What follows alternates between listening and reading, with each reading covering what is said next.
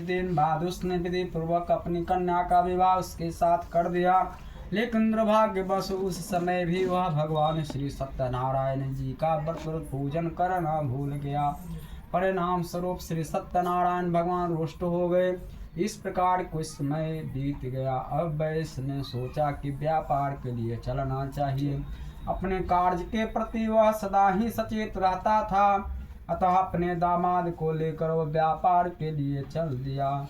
इस बार वो समुद्र के समीप रत्नसार नामक सुंदर संपन्न नगर गया। वहां जाकर वो अपने दामाद के साथ व्यापार में व्यस्त हो गया।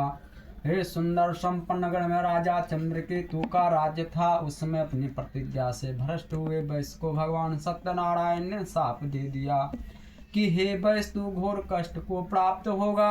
एक ने राजा की संपत्ति चुरा कर एक चोर वहां गया जहां वैश्य साधु उसका दामाद ठहरे हुए थे।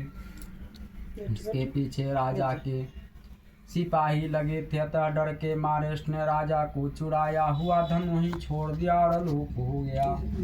उसके पीछे पीछे आए सिपाहियों ने राजा का धन वहां पड़ा देखा तो चोरी के अपराध में उन दोनों वैश्यों को बंदी बना लिया। हर्षित होकर सिपाहियों ने जाकर राजा को बताया, महाराज, राजमहल में चोरी करने वाले दो चोरों को हम पकड़ कर लाए हैं, आप देख कर आज्ञा दें। राजा ने बिना कुछ देखे वाले विचार किए, आज्ञा दे कि उन दोनों को बंदीगिरी में डाल दिया जाए।